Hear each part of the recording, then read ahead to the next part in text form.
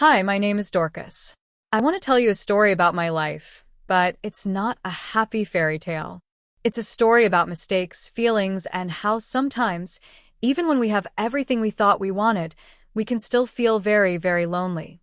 This is a story about love, loss, guilt, and the complicated choices we make when we're searching for something we can't quite name. It's a story about how the life we build can sometimes feel like a cage, and how the people we think we know can surprise us in ways we never expected. So, if you're ready, I'll take you back to where it all began. I lived in a big, beautiful house with my husband, Peter. From the outside, our life looked perfect. Peter was a successful businessman, always dressed in sharp suits, driving expensive cars, and attending high-profile meetings. He was the kind of man people admired, the kind of man who seemed to have it all. And by extension, I was the woman who had it all too. A beautiful home, a loving husband, and a life filled with luxury. But inside that big house, things weren't so perfect. Peter was always busy. He left early in the morning and came home late at night. When he was home, he was tired. He didn't talk much, and when he did, it was about work. I tried to tell him how I felt, how lonely I was, how I missed the connection we used to have, but he didn't seem to understand. He thought giving me money and nice things was enough. But it wasn't. I felt like I was invisible, like no one saw me or cared about what I wanted. I was living in a gilded cage, surrounded by everything I was supposed to want, but feeling emptier than ever. One day, Peter hired a new driver for me. His name was Rafael. At first, Rafael was just that, a driver. He would take me to the store, to my friends' houses, or wherever I needed to go. But as time went on, we started talking more. Rafael was different from anyone I had ever met. He was kind, funny, and always had a smile on his face. He asked me questions about myself, what I liked, what I didn't like, what made me happy. It felt so nice to have someone listen to me. Peter never asked me those things. Rafael made me laugh, and for the first time in a long time, I felt like someone cared about me. One afternoon, Rafael was driving me home from the mall. It was raining outside, and the roads were slippery. He was being very careful, but I could tell he was worried. I asked him if everything was okay, and he smiled at me in the rearview mirror. "Don't worry, Dorcas," he said. "I'll always make sure you're safe." Those words stuck with me. I'll always make sure you're safe. No one had ever said anything like that to me before. It made me feel special, like I mattered. As the weeks went by, Rafael and I became closer. He would tell me stories about his life, how he grew up in a small town, how he loved to play soccer, and how he dreamed of traveling the world one day. I told him about my life too, how I felt lonely, how I missed the way things used to be with Peter, and how I wished someone would just see me for who I was. Rafael listened in a way Peter never did. He made me feel seen, heard, and valued. And slowly, without even realizing it, I began to feel something for him that I hadn't felt in years.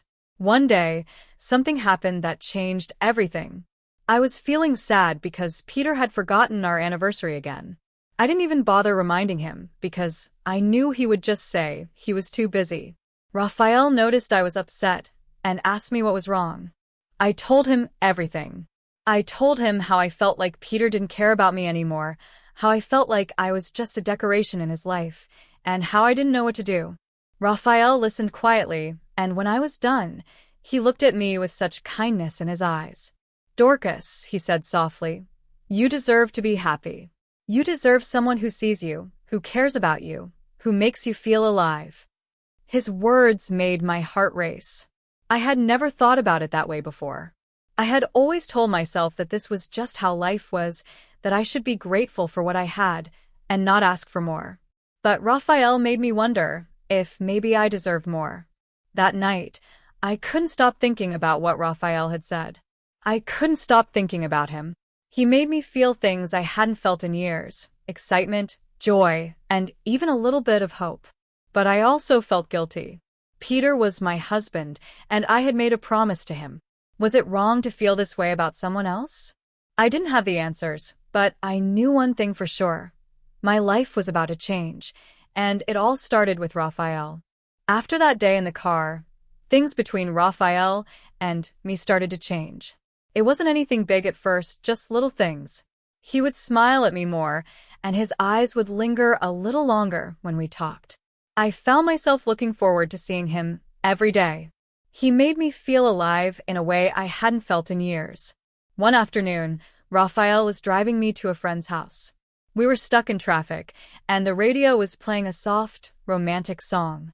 I caught his eyes in the rearview mirror, and for a moment, neither of us looked away. My heart started to beat faster, and I felt a warmth spread through my chest. "Dorcas," he said softly, breaking the silence. "Can I ask you something?" "Of course," I replied, trying to sound calm even though my heart was racing. "Do you ever think about what your life could be like if things were different?" he asked. I didn't know how to answer. I had thought about it more than I wanted to admit, but I had always pushed those thoughts away, telling myself they were wrong. "Sometimes," I said quietly, "but it's complicated." Rafael nodded, his expression serious. "I understand, but just know this, Dorcas. You deserve to be happy. And if there's ever anything I can do to make you smile, I will." His words made my heart swell. No one had ever spoken to me like that before. It felt like he truly cared about me, not just as a driver or an employee, but as a person. As the days turned into weeks, Rafael and I grew even closer. We started spending more time together, even when he wasn't driving me anywhere. Sometimes we would sit in the car and talk for hours, sharing stories and laughing like old friends. Other times we would go for walks in the park, just enjoying each other's company. I knew what we were doing was wrong. I was married, and Rafael was my driver. But every time I tried to pull away, I found myself drawn back to him. He made me feel things I hadn't felt in so long: joy, excitement, and even love. One evening, Peter was away on a business trip, and I was feeling especially lonely. I called Rafael and asked if he could come over. He hesitated for a moment, but agreed. When he arrived, I could tell he was nervous. "Dorcas," he said, his voice soft, "are you sure about this?" I wasn't sure. I knew it was wrong, but I couldn't help myself. I wanted to feel close to someone, to feel loved. And in that moment, Rafael was the only person who made me feel that way. "Yes," I whispered. That night, something happened between us, something I knew I could never take back. It was a moment of passion, of connection, but also of guilt. As I lay there afterward, my mind was racing. What had I done? How could I have let this happen? Rafael reached out and gently touched my hand. "Dorcas," he said, his voice filled with concern. "Are you okay?" I nodded, but inside I was torn. Part of me felt happy, like I had finally found something I had been missing for so long. But another part of me felt guilty and ashamed. I had betrayed Peter, and I didn't know how to fix it. The next morning, Rafael left early, and I was alone with my thoughts. I kept replaying the night in my mind, trying to make sense of what had happened. I knew I had crossed a line, but I couldn't bring myself to regret it. Rafael made me feel alive, and I didn't want to let that go. Over the next few weeks, Rafael and I continued to see each other in secret. We were careful, always making sure no one would find out. But the more time we spent together, the harder it became to hide our feelings. One day, Peter came home early from work. He had a surprise for me, a beautiful necklace he had bought on his trip. He handed it to me with a smile, but I could barely look him in the eye. "Thank you," I said, forcing a smile. "It's beautiful." Peter hugged me, but I felt like a stranger in his arms. My mind was elsewhere, thinking about Rafael and the secret we were keeping. That night, I couldn't sleep. I kept thinking about Peter and how much I had hurt him. I knew I needed to end things with Rafael, but every time I thought about it, my heart ached. I didn't want to lose him, but I also didn't want to keep living a lie. The next day, I asked Rafael to meet me in the park. We sat on a bench, and I told him how I was feeling. "Rafael," I said, my voice trembling, "I don't know what to do. I care about you, but this is so hard. I feel like I'm being pulled in two directions." Rafael looked at me, his eyes filled with sadness. "I understand, Dorcas. I never wanted to hurt you or cause you pain. But I care about you too, and I want you to be happy. Tears filled my eyes as I realized how complicated everything had become. I had started something I didn't know how to finish, and now I was stuck in the middle, torn between two worlds. After that day in the park, I tried to distance myself from Rafael. I knew what we were doing was wrong, and I didn't want to hurt Peter anymore. But it was so hard. Every time I saw Rafael, my heart would ache, and I would remember how happy he made me feel. One afternoon, Peter came home early again. He had been doing that a lot lately, and it made me nervous. I was afraid he would find out about Rafael and me. I tried to act normal, but I could tell something was bothering him. "Dorcas," he said, sitting down next to me on the couch. "We need to talk." My heart started to race. Had he found out? Was this the moment everything would come crashing down? "What is it?" I asked, trying to keep my voice steady. Peter took a deep breath. "I've noticed you've been distant lately. You seem sad, and I don't know why. Is everything okay?" I didn't know what to say. Part of me wanted to tell him the truth, to confess everything and beg for his forgiveness. But another part of me was too scared. I didn't want to lose him, even though I knew I had already hurt him. "I'm just tired," I lied. "Work has been stressful, and I haven't been sleeping well." Peter nodded, but I could tell he didn't believe me. He looked at me with such sadness in his eyes, and it broke my heart. I had hurt him, and I didn't know how to fix it.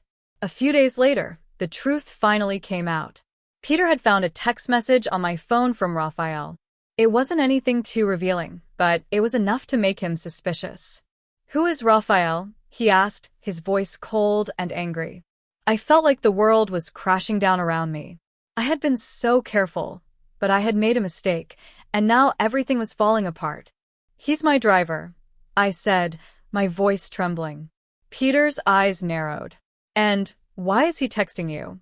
What's going on, Dorcas?" I couldn't lie anymore. The guilt was too much to bear.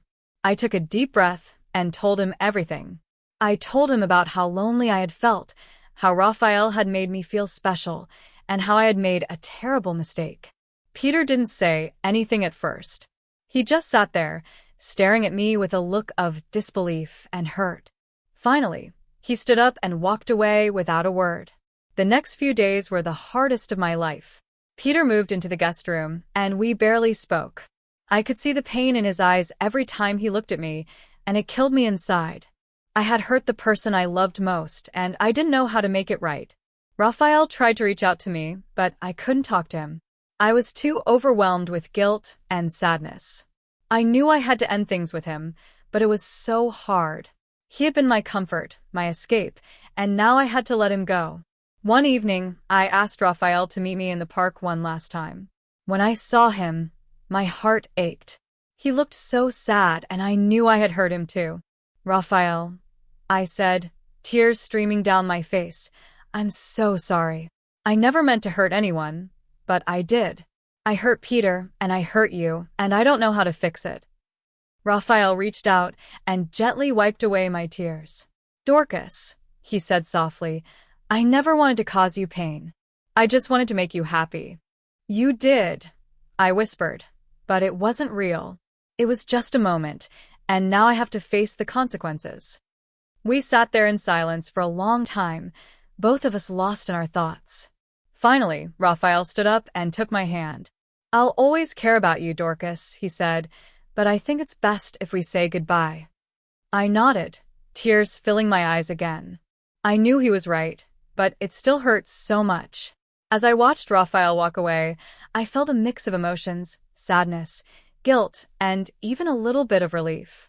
I had made a mistake, but now it was time to face the consequences and try to make things right. When I got home, Peter was waiting for me. He looked tired and sad, but there was also a glimmer of hope in his eyes. "Dorcas," he said, his voice soft, "we need to figure out what happens next. I don't know if we can fix this, but I'm willing to try if you are." I nodded, tears streaming down my face. "I'm so sorry, Peter. I never wanted to hurt you. I love you, and I want to make this right." Peter reached out and took my hand. "It's going to take time, Dorcas. But if we both work at it, maybe we can find our way back to each other. As I sat there with Peter, I realized that love isn't always easy. Sometimes it's messy and complicated, and it requires forgiveness and understanding. I had made a mistake, but I was determined to learn from it and become a better person. This story doesn't have a perfect ending, but it's real. It's about the choices we make, the consequences we face, and the hope that, even in our darkest moments, we can find a way to heal. Thank you for listening.